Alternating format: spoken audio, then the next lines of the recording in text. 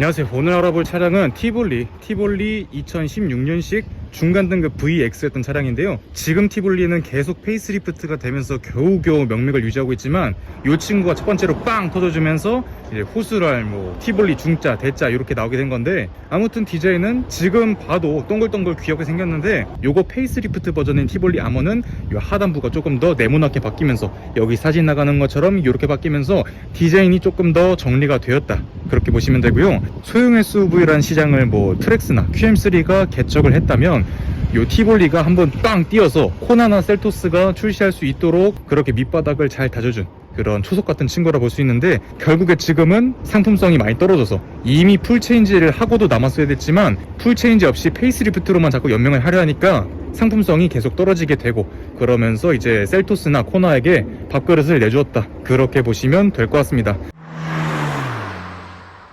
이 친구는 제가 말씀드렸듯 중간 등급 VX인데 대개 중간 등급 VX나 최상위 등급 LX 그 정도를 많이 선호하셨는데, 최고 등급 LX와의 가장 또렷한 차이는 통풍 시트 유무 정도로 보시면 되고, 중간 등급 VX에서도 16인치 휠 타이어가 아닌 옵션을 추가하면 18인치 이렇게 생긴 커팅 휠 타이어로도 바꿀 수 있었는데, 그냥 통풍 시트가 있냐 없냐만 보면 중간 등급 VX냐 최고 등급 LX냐 그 정도 차이는 쉽게 분간할 수 있을 것 같고, 이 친구는 2016년식에 9만 킬로 정도 타서 차값은 대략 한 800만 원대로 보면 되고, 만약에 나는 페이스리프트가 한 번 더 된 상품성 개선이 된 티볼리를 사고 싶어 하시는 분들은 한 18년식 10만 킬로 전후로 한 1000만 원 정도 보시면 될 것 같습니다.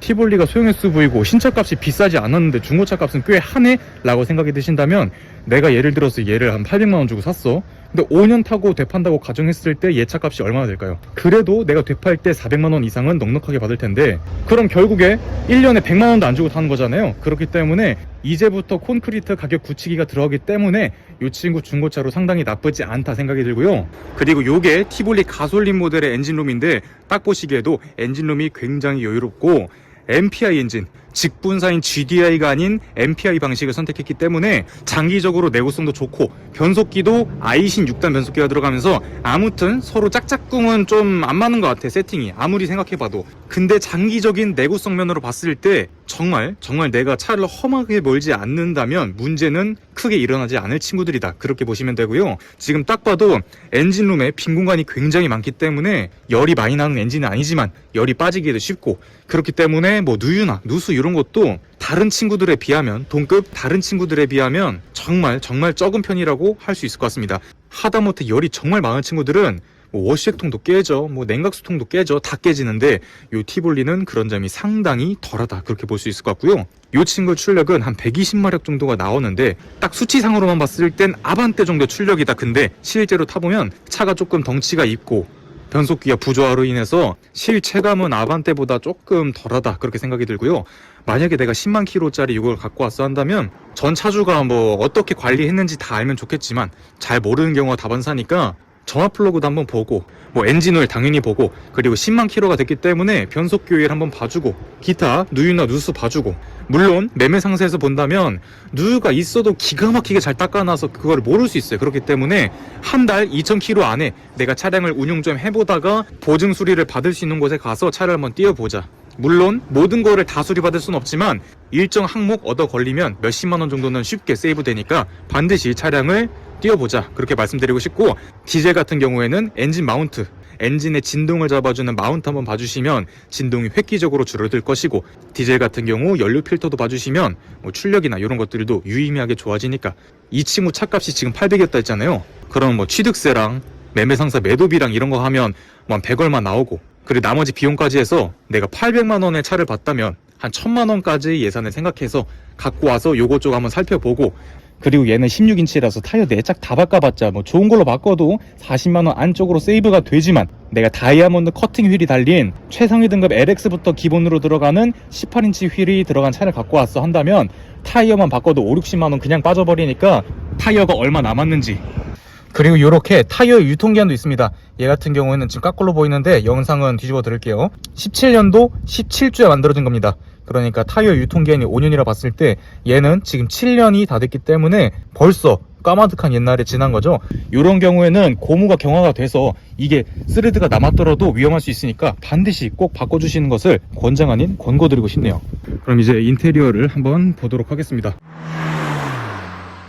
일단 운전석의 문짝을 보면 솔직히 재질이 소형 SUV 티볼리기 때문에 절대 좋은 걸 넣어줄 리 만무하지만, 그래도 이렇게 블랙 하이그로시 장식을 넣어주면서 중고차로 봤을 때는 약간 긁힘 같은 게 많이 보여서 마이너스로 작용할 수 있지만, 일단 고급스러움을 유발하는 친구다. 요거는 지금 당장 신차로 봐도 K5 중형차를 봐도 중간 등급에서 옵션으로 들어가는 친구고요. 요것도 별 볼 일 없는 친구지만 카본 파이버 패턴을 넣어주면서 조금 더 고급스럽게 해줬다. 요거는 뭐 아반떼 AD 이런 데서도 볼 수 있고요. 그리고 중간 등급이라서 인사이드 도어 핸들에 이렇게 크롬 장식도 들어갑니다. 또 도어 포켓은 그냥 큰 텀블러 1개, 작은 물통 1개, 기타 서류 이 정도 꼽아둘 수 있는 정도고, SUV지만 딱 내가 탈 때 뭔가 올라탄다는 느낌 없다. 그냥 일반적인 뭐 레이나 그런 거를 타는 느낌으로 그냥 앉는 거지 올라탄다 그런 느낌은 아니라고 생각이 듭니다. 지금 시트의 느낌은 제가 항상 K3나 아반떼 이런 거는 안 좋게 말씀드리잖아요. 인조 가죽에다가 시트도 작아, 감싸주는 느낌도 없어, 그렇게 말씀을 드리는데 티볼리는 그 친구들보다는 조금 더 좋다고 생각이 듭니다. 사이드가 조금 더 몸을 감싸주면서 탔을 때 적어도 요 급을 생각했을 때 시트 때문에 마이너스가 되는 차량은 아니다 그렇게 보여지고요. 물론 인조 가죽의 한계상 이 싸구려 같은 맛 어쩔 수 없어.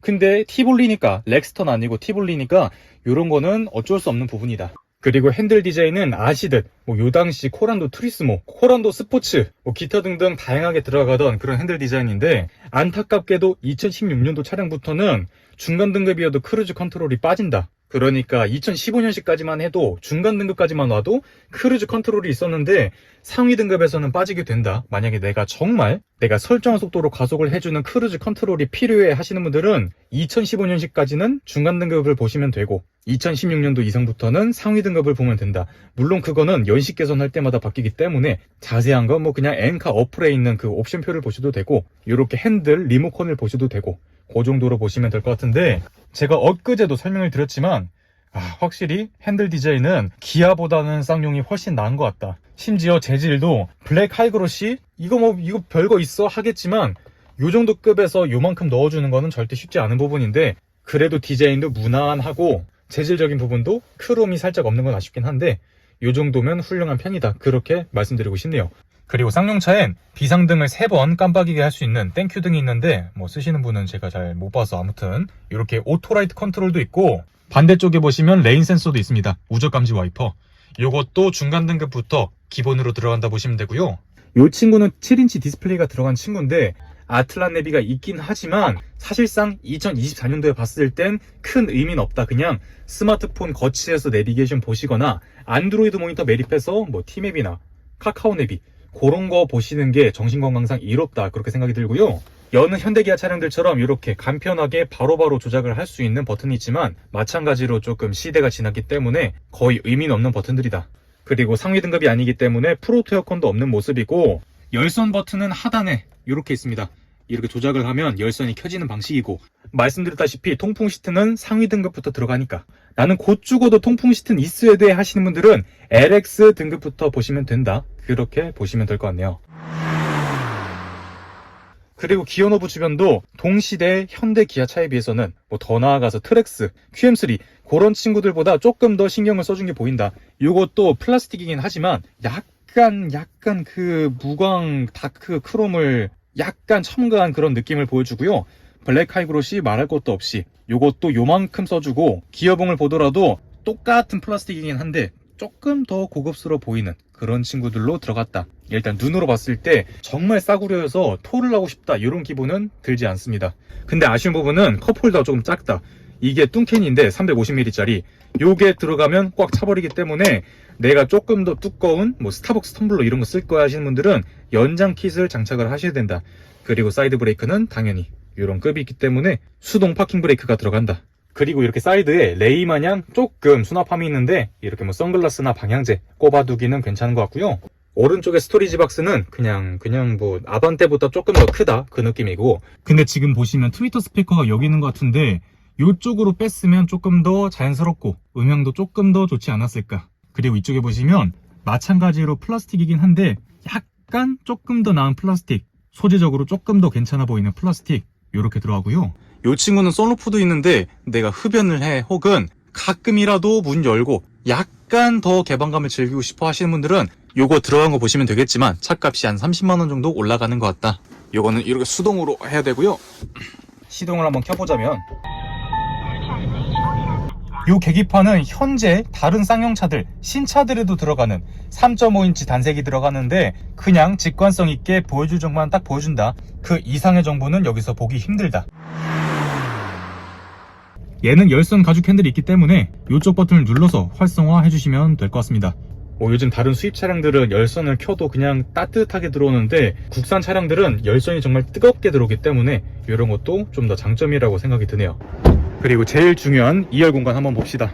당연히 소형 SUV이기 때문에 뭐 머리 공간이나 무릎 공간 나쁘지 않아. 하지만 시트는 제가 K3 영상에서도 설명을 드렸었지만 넓지 않기 때문에 착좌감이 좋은 시트는 아니기 때문에 장기적으로 갔을 때, 장시간 탔을 때 불편함은 분명히 있다. 하지만 시트의 크기가 작고 낮기 때문에 키 171에 쇼다리에 허리가 긴 제가 앉았을 때 무릎 공간 한 개는 나온다. 근데 이거 뭐 시트백 포켓이 있는 게 아니라 이렇게 기타 줄이 있죠? 연줄 이렇게 하라는 건지 모르겠는데 아무튼 요거 늘어나면 좀 골치 아프니까 짐을 두기도 조금 애매한 친구 같다. 이렇게 벗길 수도 있고 빨래도 되나? 아무튼 그리고 머리 공간은 허리가 긴 제가 앉았을 때 한 주먹 반 개 정도가 남는다. 요 정도가 남는다. 그러니까 성인 남성이 탔을 때도 장시간은 어렵지만 그냥 어찌어찌 타서 가기엔 괜찮다. 다만 요 가운데 시트가 굉장히 작기 때문에 3명이 앉는 건 사실상 어렵지 않나. 만약에 아이가 어리다면 패밀리카로도 충분히 괜찮은 차량 같다. 그렇게 느껴지고요. 원래 이렇게 급이 낮은 차량들은 2열에 뭐 이런 고급스러운 재질은 빠지거든요. 하지만 티볼리는 2열에도 이렇게 블랙 하이그로시 들어가고 크롬 손잡이 들어간다. 이런 거는 분명한 장점이라고 보시면 될 것 같습니다. 하지만 아시겠지만 지금 승객을 보여줄 수 있는 게 요만큼밖에 없습니다. 그렇기 때문에 몸무게도 적고 애초에 차 철판도 안전하지 않기 때문에 저의 바람은 시내용 차량으로 보시는 게 맞다. 그렇게 말씀드리고 싶고 고속도로 올라갔을 때 솔직히 주행 성능이 좋지도 않아. 뭔가 엔진과 변속기도 부조화가 있어. 근데 시내 주행할 땐 괜찮아. 그래서 시내 주행 위주, 아이들 등하원 정도, 그냥 뭐 어디 장 보러 가는 정도, 그 정도로 보셔도 좋을 것 같습니다. 그리고 트렁크 한번 봐야겠죠. 그래도 출시 당시에 공간성이 넓어서 그게 세일즈 포인트였던 티볼리인데 일단 당연히 전동 트렁크는 없고, 그리고 트렁크 공간은 보시듯 그냥 짐 웬만치 넣어도 유모차 작은 거 넣고, 디럭스는 유모차만 들어가도 꽉 찰 것 같은데 아무튼 간단하게 짐 넣고, 그래도 부족할 땐 여기 폴딩 레버 있거든요. 폴딩 레버를 통해서 앞으로 넘겨주면 그럴싸한 공간이 나온다. 근데 제가 옛날 누워왔을 때 성인은 눕지 못한다. 그렇기 때문에 차박도 어렵다. 물론 여기 연장 키트 있거든요. 이렇게 합판으로 해서 쫙 일체형으로 하고 여기 도킹 텐트 넣어서 이렇게 차박하시는 분들 계신데 그렇게 하면 뭐 나쁘지 않겠죠. 다만 내가 차에서 스트레스 차박을 하고 싶다 하시는 분들은 조금 어렵지 않을까. 1열을 한번 앞으로 쭉 뽑아 보겠습니다.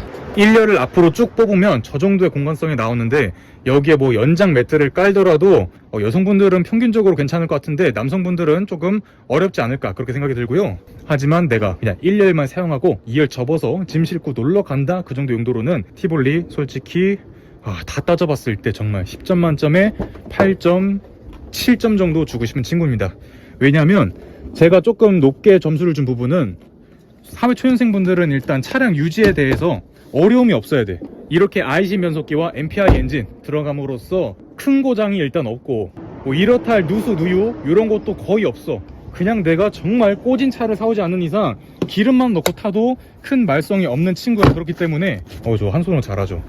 아무리 몸놀림이 안 좋고 뭔가 인지 부조화가 오고 좋진 않은 것 같아도 그냥 가격 대비 성능, 덩치, 공간성 면으로 봤을 때 10점 만점에 8점, 7점 정도 주고 싶은 친구다. 그렇게 보시면 되고요. 티볼리는 지금 신차로 가도 바뀐 게 거의 없기 때문에 웬만해서는 중고차로 접근하시는 게 현명하다. 신차로 구매하시면 또 2천만원 중후반대를 주셔야 되는데 그렇게까지 사기에는 풀체인지가 안 되다 보니까 많이 아쉬운 차량이다. 그렇게 생각이 들고요. 오늘 영상이 조금이라도 도움이 되었으면 좋겠습니다. 이상 수건도둑이었습니다.